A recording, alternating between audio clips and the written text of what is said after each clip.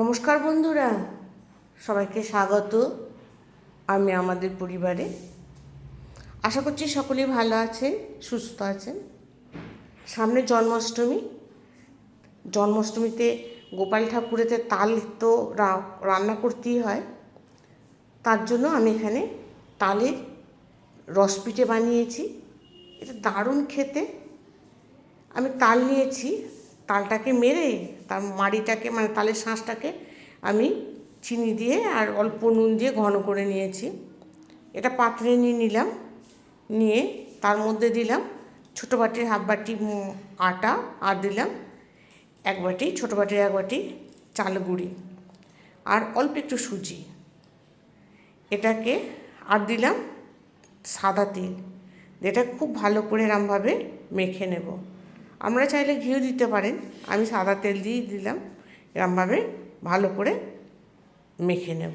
ডোটা ঠিক এরকম হবে, দেখুন যে আমরা লুচি রুটি মাখি সেরকম। এরমভাবে খানিকক্ষণ ঠেসে নেব। ঠেসে নিয়ে এটাকে মিনিট 5-6 ঢাকা দিয়ে রেখে দেবো। তারপর আমি এরমভাবে পিঠের মতো দেখুন এরকম লম্বা লম্বা করে বানিয়ে নেব, ছোটো ছোটো করে। আমরা যেমন খুশি বানাতে পারেন, তবে এরমভাবে বানালে খুব ভালো লাগে খেতে। এরমভাবে বানিয়ে নিচ্ছি। যে সমস্ত বন্ধুরা এখনও পর্যন্ত আমার ভিডিওতে লাইক কমেন্ট করেননি, প্লিজ একটা লাইক কমেন্ট করবেন। আপনাদের মিষ্টি মিষ্টি কমেন্ট পড়তে আমার খুব ভালো লাগে। আর একটা লাইক করলে আমি নতুন ভিডিও করতে আরও উৎসাহিত হব। এরমভাবে আমি এগুলো বানিয়ে নিচ্ছি। এবার কড়ার মধ্যে দিয়েছি, এর শিরা করতে হবে তো, তার জন্য দিয়েছি ছোটো বাটির হাফ বাটি চিনি। এবার যতটা চিনি সেই বাটিরই হাফ বাটি জল, আর দিয়েছি একটুখানি আখের গুড়। এটা দিলে পরে কি হয়, টেস্টটা খুব ভালো আসে, রঙও খুব ভালো আসে, আর যে শিরাটা তৈরি হয় শিরাটা খুব সুন্দর হয়। এবার শিরাটাকে একটু ঘন করে নেব। আমরা যেমন পরিমাণ করবেন সেই পরিমাণে শিরা করবেন। দেখুন এটা ফুটে গেছে। এবার এর মধ্যে 2টো এলাচ ফাটিয়ে দিলাম।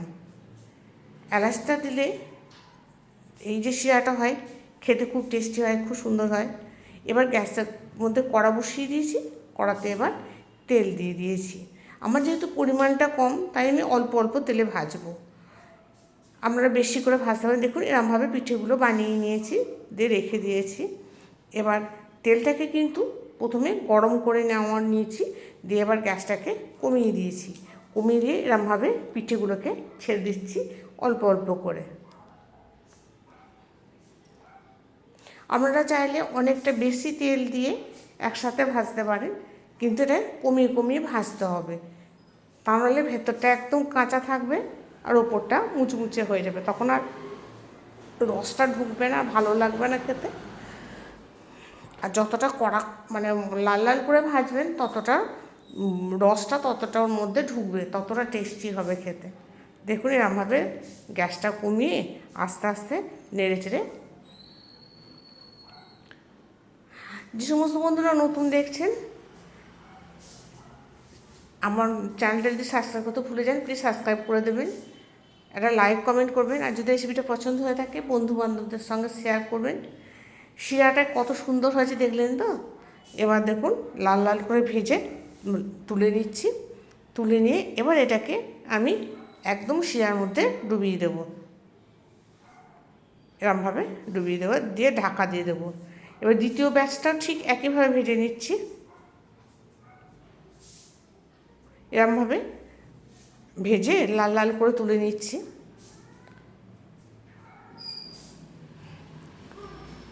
দেখুন এরমভাবে তুলে নেবেন, দিয়ে তেলটা ঝরে যাচ্ছে। আমি এখানে অল্প বলে ছাকনা ব্যবহার করিনি, আমরা ছাকনা ব্যবহার করতে পারেন। তেলটাকে ঝরিয়ে নিতে হবে, দিয়ে এটাকে রসের মধ্যে আবার ফের ডুবিয়ে দিচ্ছি। ডুবিয়ে দিয়ে এরমভাবে 3-4টে ব্যাচে আমি ভেজে নিয়েছি। এরকমভাবে রসের মধ্যে ডুবিয়ে এটাকে ঢাকা দিয়ে রেখে দেবো প্রায় আধ ঘন্টা মতো। 1 ঘন্টা রাখলেও হবে, আমি আধ ঘন্টায় রেখেছিলাম, বাচ্চারা খাওয়ার জন্য ছটফট করছিল। দেখুন আধ ঘন্টার পর কতটা সুন্দর হয়েছে, দেখুন দেখেই মনে হচ্ছে খাই। এত সুন্দর, আমি তো বানিয়েছিলাম, করতে করতেই শেষ হয়ে গেছে। দেখুন কতটা সফট হয়েছে আর কতটা নরম হয়েছে, ভেতরে রসে একবার টইটুম্বো, দারুণ লাগে। নমস্কার বন্ধুরা, ভালো থাকবেন, সুস্থ থাকবেন আর কমেন্ট করবেন।